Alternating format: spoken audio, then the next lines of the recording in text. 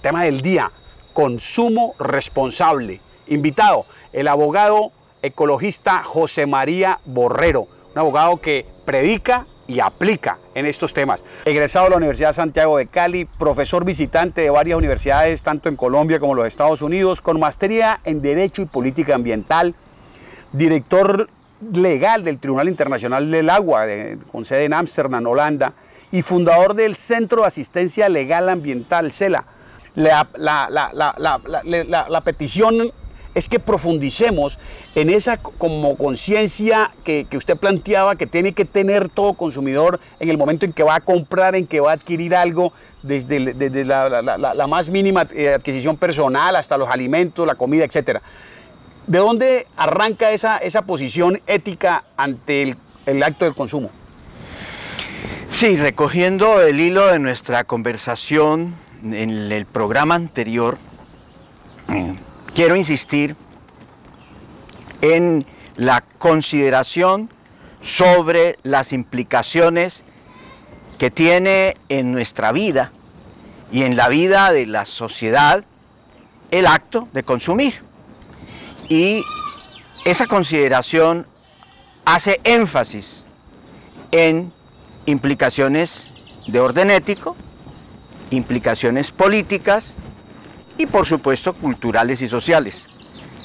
Se trata de sacar al acto del consumo de ese limbo de intrascendencia en que se encuentra y en donde solamente operan decisiones que tienen que ver con la cantidad de dinero que uno tenga para adquirir un objeto.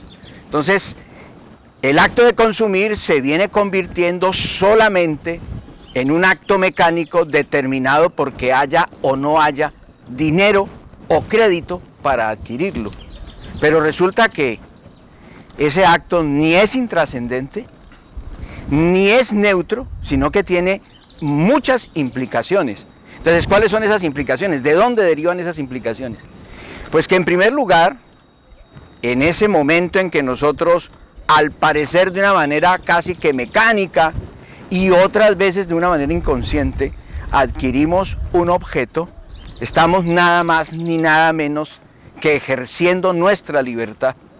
Es un acto por el cual nosotros decidimos, y la facultad de nosotros decidir es fundamentalmente una facultad de la condición humana, de nuestra dignidad, el ejercicio de la libertad. Allí nosotros decimos qué compramos y qué no compramos. Y esa dirección de nuestra libertad, ese ejercicio de nuestra voluntad para decidir, va a tener implicaciones éticas, va a tener implicaciones políticas, culturales y sociales. ¿Por qué digo que implicaciones éticas? Porque resulta que cada producto que nosotros consumimos tiene una historia. Él no apareció por arte de magia, ni es el resultado solamente de la manipulación mediática. No es el carro, ni es el televisor, ni es la nevera que aparecen en el anuncio de la propaganda y en donde se ofrecen todas las bondades y las bellezas del producto. No, el producto tiene una historia. ¿Qué significa eso? Que nosotros tenemos que interrogarnos siempre, en cada momento, cuál es el origen del producto, de dónde viene ese producto, quiénes participaron en su producción, es decir, fueron niños, fueron personas bien pagadas, hubo responsabilidad social por parte de los productores que estaban comprometidos, ¿no?, en el proceso que termina con ese producto. Ese productor también tuvo consideraciones ambientales, o por el contrario, ese producto resulta de impactos, de ofensas contra el ambiente, contra los derechos ambientales. Entonces, uno se tiene que preguntar, pero esa pregunta que uno hace, ese interrogante que hace uno sobre la historia, sobre el origen, sobre la trascendencia que tiene el producto que consume, no se debe tampoco pensar solo como una obligación, no es una carga moral del consumidor, es el ejercicio de su libertad, pero un ejercicio de la libertad que está anclado en un profundo criterio de responsabilidad. Ejerzo mi libertad, pero el ejercicio de mi libertad es un ejercicio responsable, y ese ejercicio responsable, lejos de ser una carga moral para mí, se convierte también en un ejercicio de mi capacidad moral, y ese ejercicio de mi capacidad moral bien podríamos decir que es un ejercicio de poder. Entonces, ejerzo mi libertad como consumidor y cuando estoy haciéndolo, estoy ejerciendo mi poder como ciudadano, como persona ética, moral y políticamente responsable. Es decir, no me queda tan fácil descargarme en el Estado, decir, no, si eso está en los anaqueles de Carrefour, de la 14, del Éxito, debe ser socialmente conveniente. Yo tengo que analizar eso porque si no nos quedamos como esperando a papá Estado y que papá Estado entre y estamos viendo que esas regulaciones estatales, por el contrario, en vez de funcionar, a veces es como que permiten, hasta si se quiere, son como cómplices de consumo de productos definitivamente nocivos. Bueno, es importante tocar ese aspecto de la relación del consumidor con el Estado, sí, con las instituciones del Estado. Y esa es una relación fundamentalmente en términos de qué es lo que necesita el consumidor del Estado. Bueno, teóricamente las instituciones políticas y las instituciones de control estarían orientadas a exigir unos parámetros de calidad de los productos. Pero más allá de eso, vivimos en sociedades democráticas y en las sociedades democráticas es imposible establecer controles absolutos sobre todo. Es decir, somos sociedades que vivimos dentro de lo que pudiéramos llamar ciertos riesgos. Entonces, en las sociedades democráticas, los ciudadanos eligen o no eligen tomar riesgos. ¿Qué quiere el ciudadano y qué quiere el consumidor del Estado? El consumidor quiere que el Estado y las instituciones políticas le informen sobre los productos. Entonces es el caso, por ejemplo, de los cigarrillos, o es el caso del alcohol, o es lo que vinimos diciendo con el caso de los alimentos transgénicos. ¿Qué es lo que tiene que hacer el Estado? El Estado lo que tiene que hacer es, a través de una etiqueta, decirle al consumidor: si usted consume tabaco, por ejemplo, el tabaco es nocivo para su salud. Si usted consume alcohol, es nocivo también en grandes cantidades para su salud. Y es lo que pedimos para el caso de los transgénicos. En el caso de los transgénicos estamos solicitando que simplemente el producto que ha sido elaborado con una sustancia transgénica, con una semilla transgénica, sea etiquetado y el consumidor tenga la posibilidad de elegir. Entonces, fundamentalmente la relación del consumidor con el Estado es una relación de información. Vale, y esto es revelador, porque no podemos asumir que el acto moral del que habla el profesor Borrero de consumir, a mí ese acto moral me lo resuelva la regulación estatal o me lo resuelva el Estado. Es un acto como muy personal, muy individual. Además, cuando sabemos además que tenemos un Estado permeado por las grandes multinacionales productoras de alimentos. Entonces, usted mismo lo menciona, productos transgénicos que de pronto no tienen esa alerta, ese aviso, esa alerta temprana de que pueden ser nocivos para la salud. Entonces, ahí volvemos a la decisión individual y uno nota que hay como un gran contraste entre el consumidor europeo y el norteamericano. Digamos, en Europa se está desarrollando una cultura de redes a través del internet de consumidores responsables, que es el título de este programa, el consumo responsable. ¿Qué conoce usted de esas redes, llamémoslas inteligentes, conscientes, de consumidores a nivel de Europa o incluso a nivel de Latinoamérica?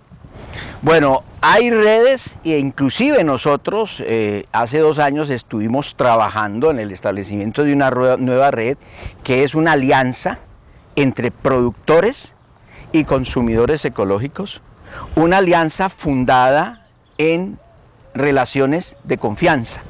En relaciones de confianza, el consumidor conoce al productor, conoce su trabajo y esto genera vínculos de confianza. Hacia eso se está avanzando en el mundo cada vez más. Lejos de tener mucha confianza en el sello o en la certificación que otorga el Estado, se está avanzando en la construcción de confianza. Y en esto están trabajando mucho las organizaciones, las redes europeas, y las redes norteamericanas, porque además la confianza se convierte en un valor fundamental, digámoslo, de un nuevo tipo de sociedad, pero también es un valor fundamental para el mundo empresarial. No es posible establecer una sociedad dinámica, de una sociedad que esté construyendo todos los días posibilidades de calidad de vida sin un poco de confianza. Dentro de las redes que en este momento recuerdo en Europa, que están haciendo un trabajo muy interesante, está la de la comida lenta. Es decir, la comida lenta, en inglés es slow food, es una red que quiere decirnos, frente al modelo, ese sí, norteamericano, de la comida rápida, que hay que recuperar el sentido del alimento, de la alimentación, inclusive cotidiana, como de un ejercicio sagrado de la existencia. Yo creo que algo conversamos de esto la vez pasada. Pero profundicémoslo porque hablábamos de que la agricultura orgánica va íntimamente ligada a la culinaria y a las especies. Usted incluso hablaba de que uno debe tener en su propia casa como unas plantas básicas como la menta, el eneldo, que incluso solo de escucharla se le hace a uno agua a la boca, así acaba de uno de haber desayunado. Pero quedémonos en esa parte, es decir, el acto de la nutrición, parece que hay toda una manipulación de los productores de alimentos y de comida rápida, y sobre todo precocida, estas cosas que se meten al horno y en 2 minutos están listas, en 3 minutos, incluso la publicidad hace mucho énfasis en eso, en 4, en 5 minutos, ¿qué puede salir de allí? Una cosa llena de químicos y tal. Hay una tendencia a desacralizar el momento de la nutrición, es decir, ya no hay tiempo ni para comer. Entonces, profundicemos en eso desde el punto de vista de un consumidor responsable que tiene una relación nada menos que parecida a la que tiene uno con el oxígeno, con el acto de comer, el consumo responsable y los alimentos. Hablemos de eso. Bueno, la relación que tenemos con los alimentos es no solamente en este contexto sagrada, sino fundamental para la vida y para la salud. Hay una relación directa entre el tipo de alimentos que consumimos y nuestra calidad de vida y nuestra salud.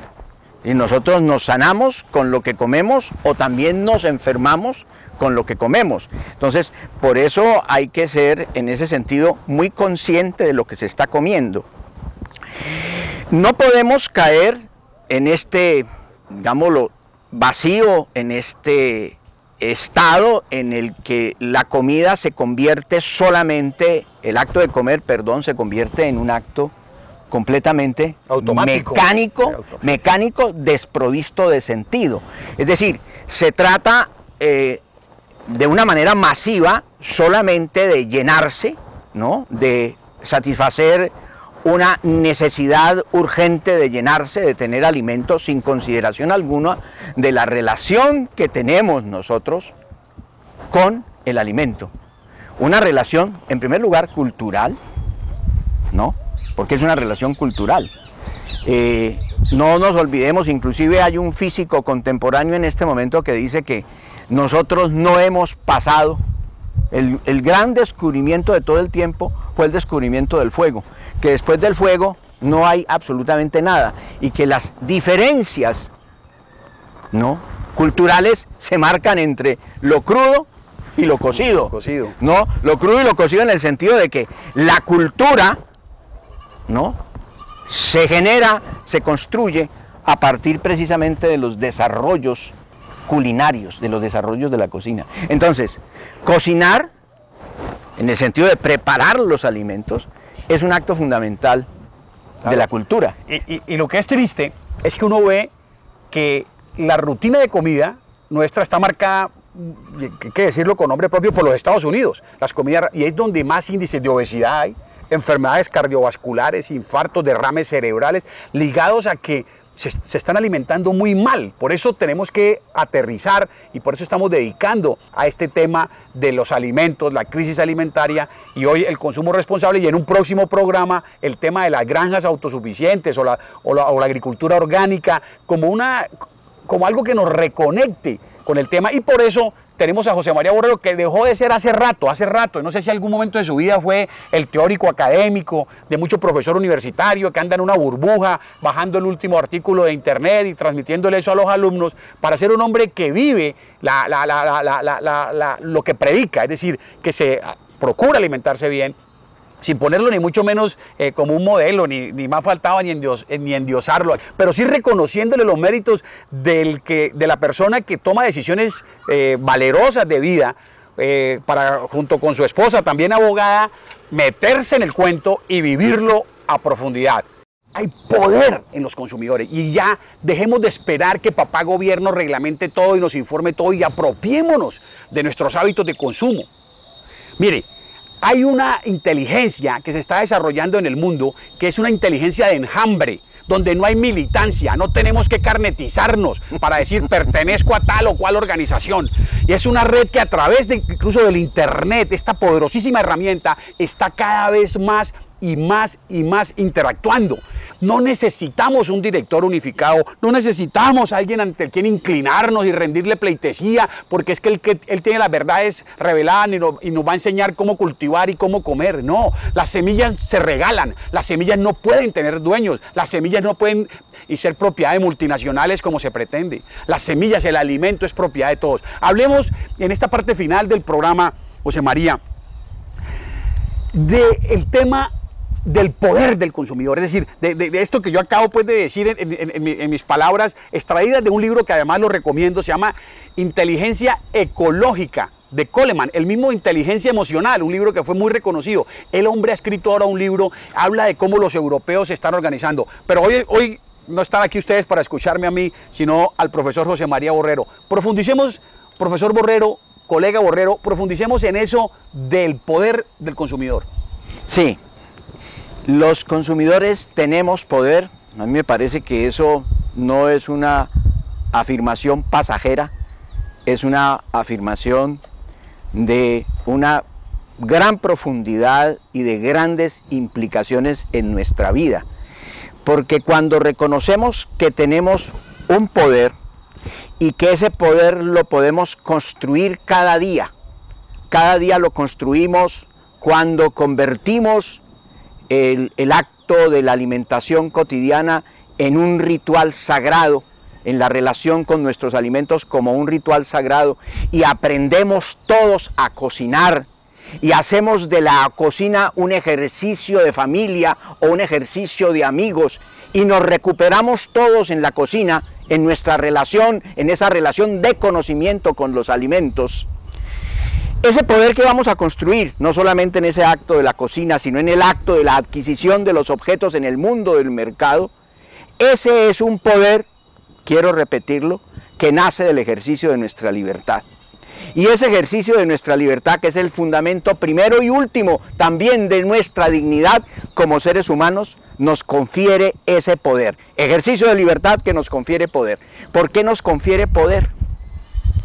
¿Qué tal si mañana nosotros decidimos, esta red de personas que vivimos en un enjambre, que estamos conectados, podemos estar conectados virtualmente en el ciberespacio, pero que estamos conectados como seres humanos con nuestras mismas necesidades y nuestros deseos? ¿Qué tal si mañana nosotros nos decimos, bueno, hemos llegado a la conclusión que el producto X es un producto que en primer lugar resulta del trabajo infantil, de la violación de los derechos de trabajadores, que resulta también de un severo impacto contra lo que nos quedan de coberturas forestales en el mundo? Y entonces nosotros decidimos no más consumir ese producto. Y organizamos de una manera silenciosa, sin mucho aparato, sin mucha bulla, un ejercicio de resistencia o bien de desobediencia civil, en el sentido de que nosotros, sin proclamarlo, sin decirlo, sin manifestarlo, sin ir a la calle, sin hacer vandalismos, estamos simplemente obligando a la sociedad a enrutarse de una manera distinta. Si el día de mañana nosotros no tenemos que la franja de consumidores de productos orgánicos, es decir, de alimentos que han sido producidos sin venenos, sin agrotóxicos. No es una franja muy pequeña de la sociedad, como es todavía hoy, infortunadamente. No es el 5% de nuestra sociedad, sino que va a ser el 20, el 30, el 40 o el 50%. Eso va a ir cambiando. La decisión de los consumidores que están asistiendo, que van a participar en estos mercaditos orgánicos, hoy son unos mercaditos orgánicos en donde tenemos relación directa con los productores. Esto va a ir cambiando, no solamente nuestras condiciones de salud, porque tenemos poder para ser más sanos, vamos a tener mejores condiciones de salud, sino que vamos a incidir directamente en la forma como la sociedad está produciendo los alimentos hoy. Entonces, vamos a tener, en lugar de que sean las pequeñas granjitas de los agricultores orgánicos, en un número muy reducido todavía en el país, vamos a tener una sociedad, vamos a tener un país en donde el número de productores orgánicos es cada vez mayor. Y lo mismo va a ser con los otros productos. Hay un autor italiano, Dario Fo, que fue Premio Nobel de Literatura en el año 2002, él decía que no solamente tenemos que preguntarnos por el compromiso que tienen los productores con la responsabilidad social y con la responsabilidad ecológica. Hay que preguntarse si el carro que uno consume hace parte o es el resultado de actividades de corporaciones que están vinculadas con la producción de armas. Tenemos que reaccionar ante eso y tenemos poder. Y específicamente, pues usted mencionó lo de los carros, pero yo, por ejemplo, lo escuchaba y permíteme una ilustración. ¿Qué hacen los hinchas del América viendo a sus jugadores a quienes no les han pagado las prestaciones sociales?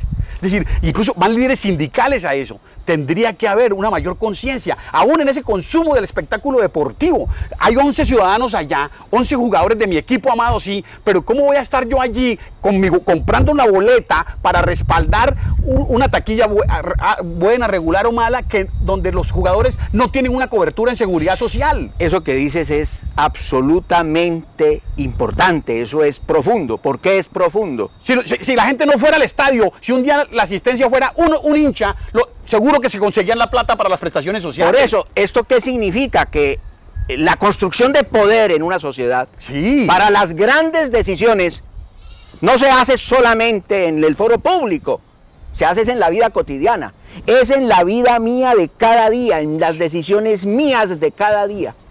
Eso que está señalando con relación a la afición al fútbol. La compra, la actividad cotidiana, mi actividad cotidiana, es la que transforma el mundo. Por eso insistimos en el poder de los consumidores, como un poder no solamente para transformar la propia vida nuestra, sino para transformar la sociedad. Y eso lo hacemos es en la vida cotidiana. Nosotros no podemos esperar que sea por fuera.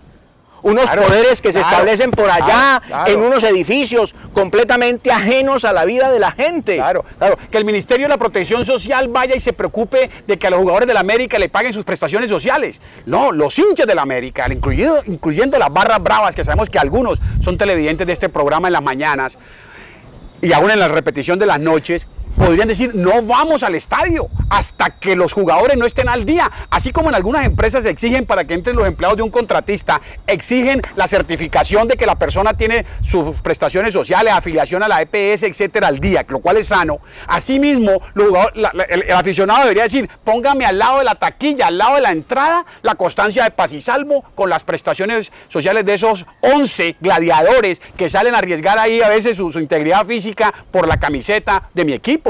Pero no, estamos esperando y nos anestesiamos frente a eso y toleramos una cosa allá, toleramos otro abuso acá, toleramos el abuso de las grandes superficies con los productores locales de frutas y verduras, que a más de uno los han quebrado. Entonces nos volvemos como tranquilos esperando que del Estado venga alguien y sancione. No es por ahí. Y eso destaco una palabra o una reflexión mejor de la introducción inicial del profesor Borrero. Eso no es una carga moral, es un poder moral, es una capacidad moral, es una capacidad moral. Y lo más importante de este poder, de esta capacidad que reside acá, en nuestro ser, en lo que yo llamo el hábitat del yo moral, el libre albedrío que llaman otros. Esta capacidad, esta libertad, esta capacidad moral, es un ejercicio de un poder que no atrae ni conlleva ninguna clase de violencia ni de vandalismo.